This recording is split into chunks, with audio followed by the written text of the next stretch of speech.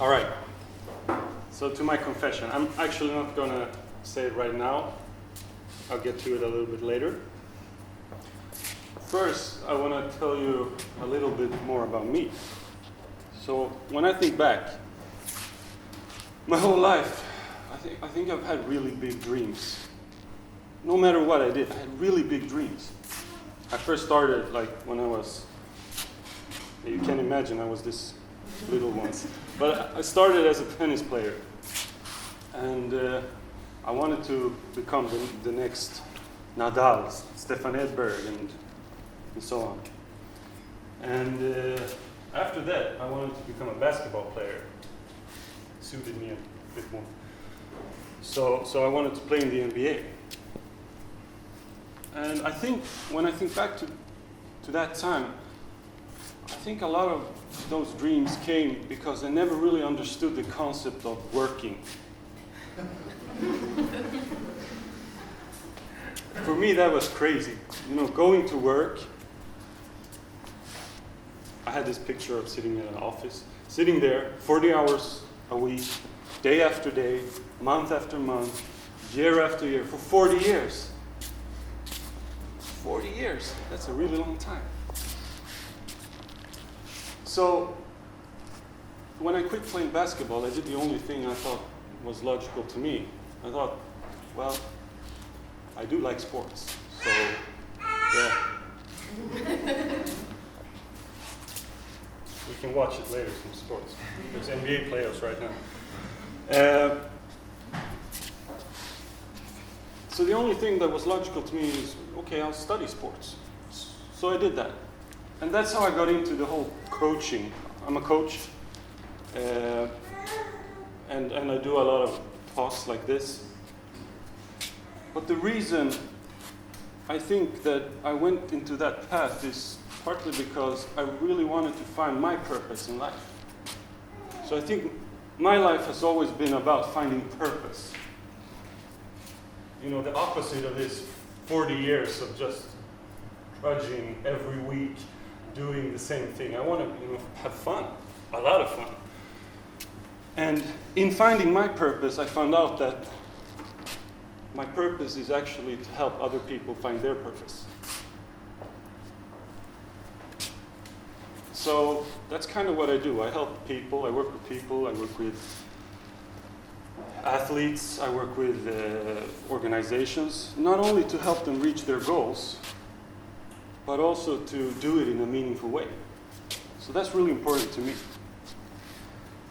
So I run my own company now, and to get to the point where I am today, I've had to take some risks. And the worst one I ever took, if you would have known me 15 years ago, you wouldn't be able to understand me. Because I had a problem with speaking. You know what a stammer is? A stutter is when you just, repeat the word, but the stammer is when you come to a complete halt. You can't say anything. You want to say it, but it just won't come out.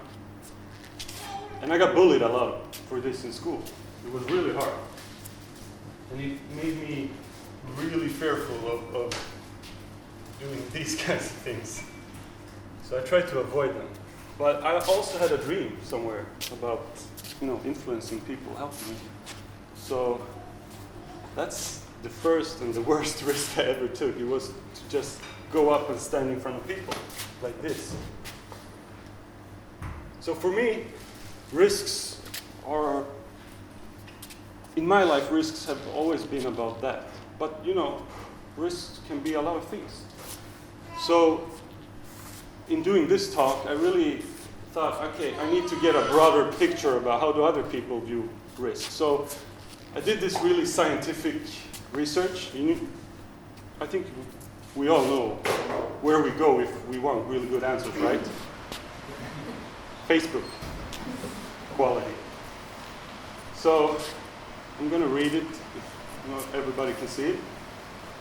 So I'm doing this 20-minute talk about risk in 2 weeks, and I'm curious to know about your perspective on the subject. What does it mean to you? Do you see yourself as a risk taker? Sorry. What risks or risk have you taken lately? What did you learn? Comment or just message me. Either is good. YOLO. I thought that would get people to write something. Because YOLO. Do something crazy. And yeah, I didn't get very much from that. I got this word of the day, YOLO. Thanks for that. Thank you too. And I got this. Risk is a board game.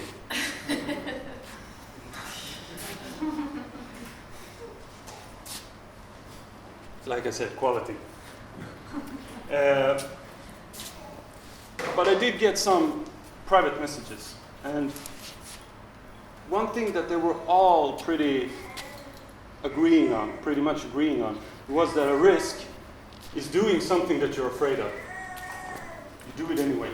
And the thing you're afraid of is something that will or will not happen.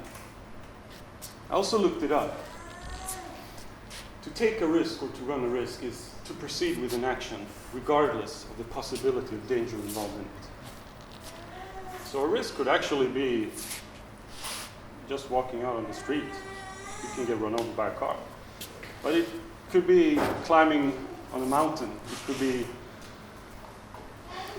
going up to somebody you're interested in and asking for their number. It could be standing here, risking rejection or humiliation. I don't know. It could be a lot of things. So I think that's very interesting. And we're going to get to, in a little bit, we're going to get to why and how, what we can do about it. So why do we avoid them? Well, of course, we're afraid. Like I said a minute ago, we're afraid of maybe rejection, we're afraid of humiliation, we're afraid of failing, we're afraid of what other people will think.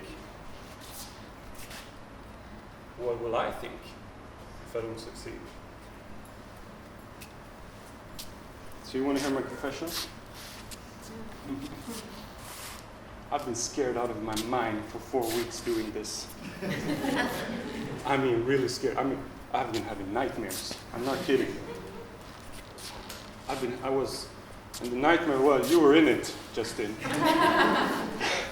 And the nightmare was, I was here, and it was just like, it just happened, and then Justin said, okay, Tommy, you're up. And I was like, what? I'm not done. And then I woke up, thankfully. Well, why is that? Why am I afraid? Well, this is the first time ever. I do this every day, like I said before. I stand and talk for like 2-3 hours a day at least in front of people. But I don't do it in English. This is the very first time. So this is new territory for me. So that's one of the reasons I'm afraid. And the second reason is my stammer. What happens if I stammer? I know that you will not think less of me, but I will. Because of my history. So it doesn't really have to be logical. We still want to avoid it. Right? But to understand this a bit more, I think we have to look at it from two perspectives. And the first one is from the inside. What happens inside our bodies? And it turns out that me and everybody here and everybody out there are actually wired in our brains to exaggerate. So we exaggerate the consequences of what will happen if things don't go as I planned them to go. And also we fail to appreciate our own ability to intervene. If things start going off, no, I can't do anything about it. Of course you can. But you think you can't. And that's a really interesting thing. And the second thing is that we underestimate our ability to handle the risk and to rise up to the challenge.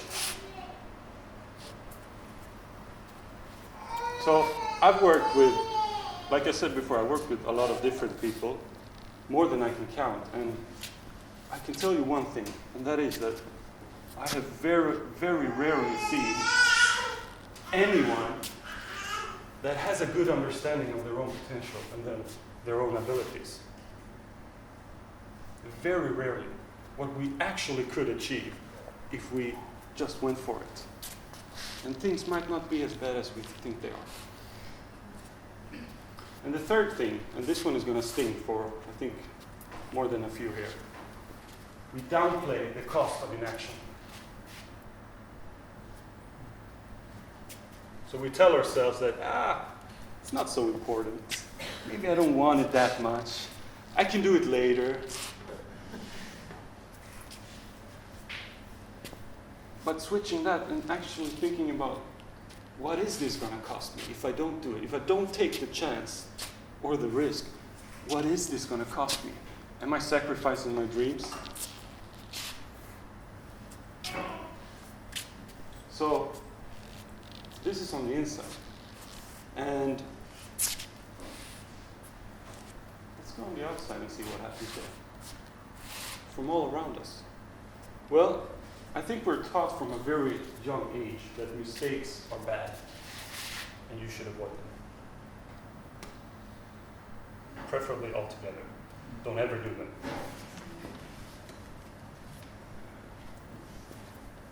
Can't see that very good. Results, they define us. Think about this. How many times have you tried something and it didn't work and then you quit? Because, no, this is not my thing. But I mean, you can imagine this little guy over here walking for the first time, taking, is it a he or a she? He. Taking his very first steps and falling down and doing it like 5-6 times and then just like, no. Not for me. Because this process is not a natural process. That we are defined by our results and mistakes are bad. It's not natural in us. But somehow we are taught to believe this. And this comes, I think, I'm very critical to the school. So I think this comes from school and our parents because they try to shield us from this. And I actually have some first-hand experience. My little brother, he's a couple of years younger than me, and he also played basketball. And somehow he was phenomenal at forgetting his bus money home from the practice. He was really good at that. So every other time, at least, when he was going to practice, he forgot to take his bus money with him. And my mother went crazy.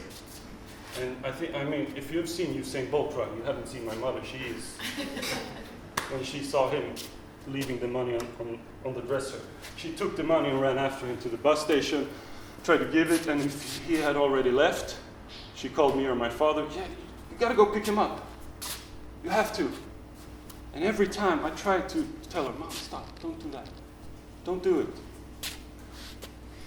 If you let him walk home one time, I guarantee you he will never do that mistake again.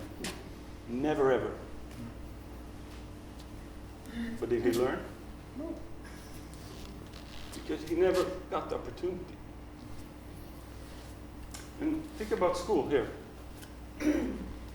How do we do school today? Well, yeah, we have the tests. And if you don't study, you're not going to get good test scores.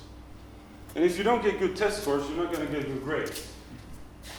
And you know what happens if you don't get good grades. You're not going to go into a good high school. And you're not going to get into a good college or university. And you're going to get a crappy job. And you're going to live the rest of your life miserable, basically. So this teaches us also to judge our self-value from a single point in time. And you can never do that. You can never judge yourself from a single point in time because you have nothing to compare with. At this point, I'm this good or this bad. And then, you don't know. So, the thing about results is we shouldn't focus on them.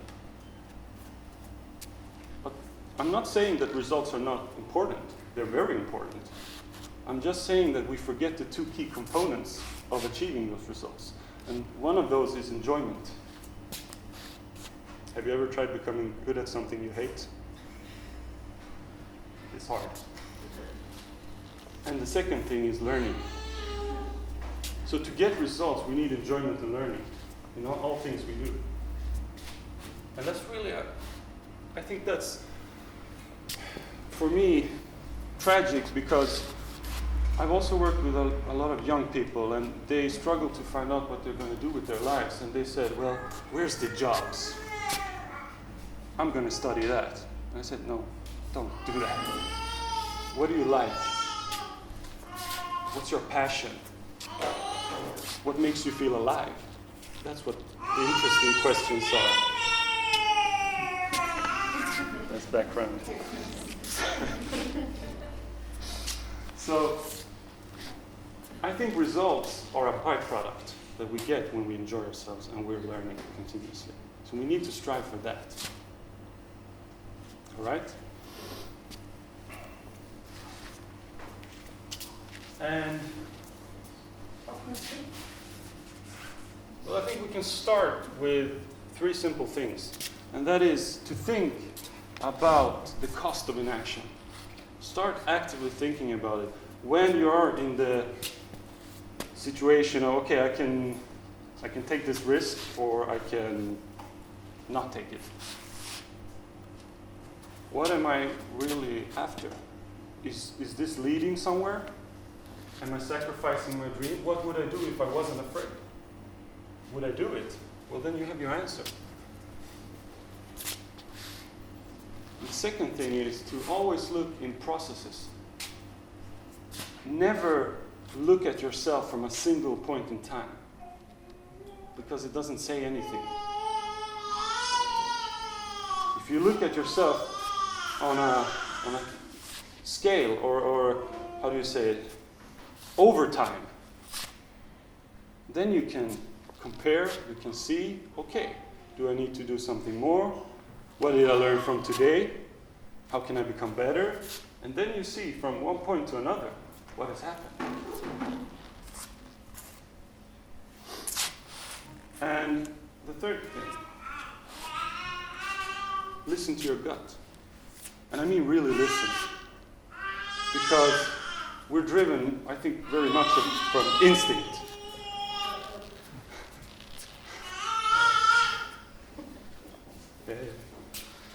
We're driven a lot from instinct, and our instinct tells us that, okay, this is going to hurt, so I'm going to back away from it. So we see it as a what do you call it? Heads up. Don't do this. Don't go here. This is bad. But maybe this is actually your body telling you that you're about to grow. And you know growth is not always pleasant. So when you're facing this risk, and like I did for the last 4 weeks, my body was telling me, you're growing a lot now. You're growing really much. So this is what I actually learned way back when I started doing this. It was to listen to my gut, because it will always tell me when I'm growing. So it's more of a compass to me. And I think in my life I've also postponed a lot of things. I postponed, I think, 3 years starting my company. And when I started my company, I was there, I said, why didn't I do this before? This was fun. Same thing with starting to speak in front of others. This is the one place I'm really alive. I love it here. And I love running my company. And when I started my company, you know the first call you make to say, hey, do you want to hire me for this or this? That's really hard. And I postponed that one also. Because, I have to work on my webpage. That's really important. It needs to be perfect. And you postpone the really important things, the things that really matter. Don't do that. Don't do the same mistake as I did. Because this will only lead to regret. I guarantee you. So, I want to leave you with a couple of thoughts. And one of those are that growth, human growth and development, I think we tend to see human growth and development as a slow, steady process, like a plant growing, reaching for the sun. But in reality, I think that we're looking at it from the wrong angle. I think that growth and development are actually transformations, like a caterpillar becoming a butterfly. Things happen, things go bad and good, but then you get it, and you take the next step. Think about it when you work with a problem for a long time, and then you just get it, or you get change. You've been stubborn all your life, and then one day you don't know how it happened. You just, I'm not going to do that anymore, or whatever it is. It happens in transformations, and I think that risks are really an essential thing in this process, because taking that risk and potentially falling down is really important if we want to reach the next step. If we want to go and widen our comfort zone, we need to take these risks. Now I have done it one time in English, and it's not going to be that hard the next time. Sometimes what you're most afraid of doing is the very thing that will set you free. And I hope that this talk has inspired you to find your freedom, because you have certainly helped me find mine. Thank you.